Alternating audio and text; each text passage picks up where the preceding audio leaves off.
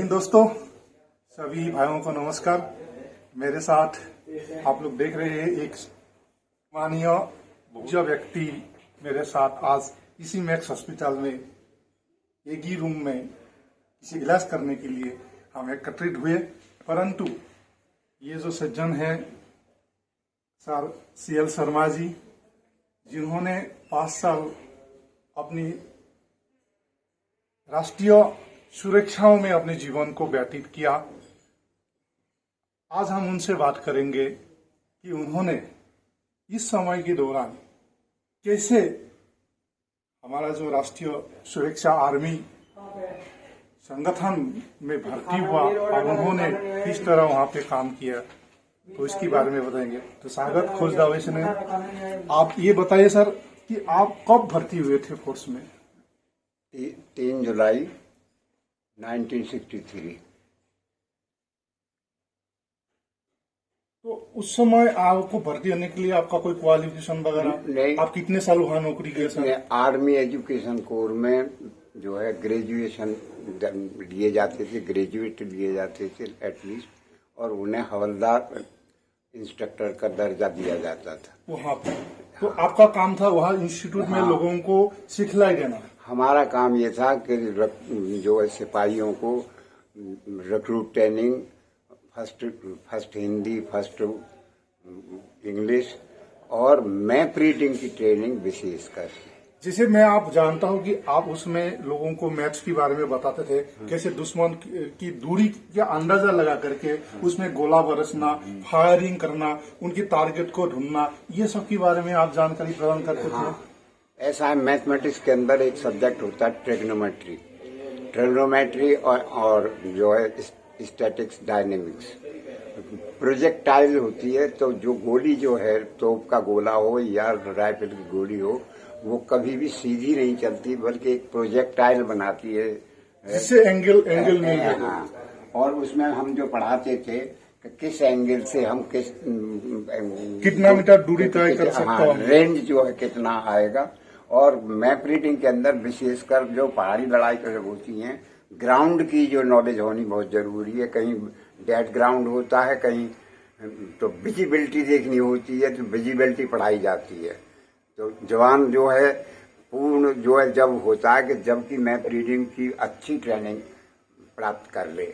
दूसरे ये है कि जो अफसर होते हैं जो उसको गाइड करते हैं, उनकी ट्रेनिंग जो है मैथमेटिक्स की जरूर होनी चाहिए, और जो है उनके जो टारगेट को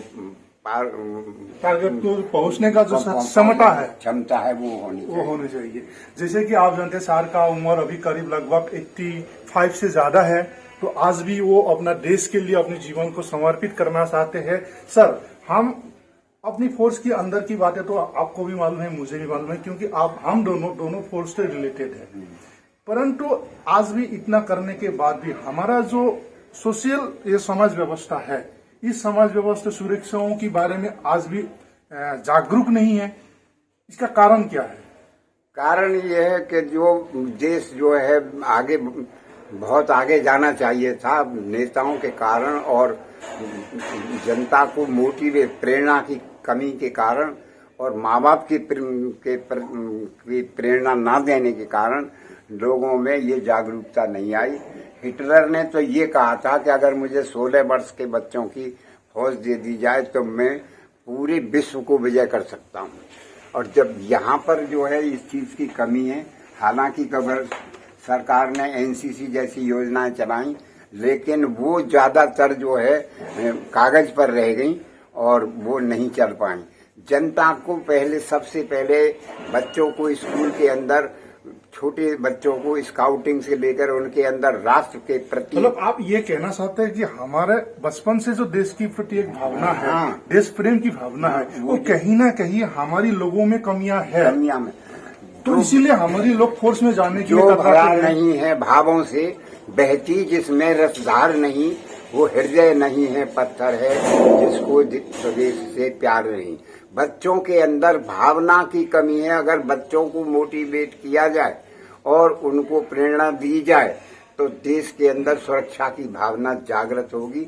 और सेकंड लाइन ऑफ डिफेंस जो प्रत्येक व्यक्ति को सर्विस में जाने से पहले 1 साल 2 साल की ट्रेनिंग जो है मिलिट्री की दी जाए, ताकि देश सुरक्षित रहे।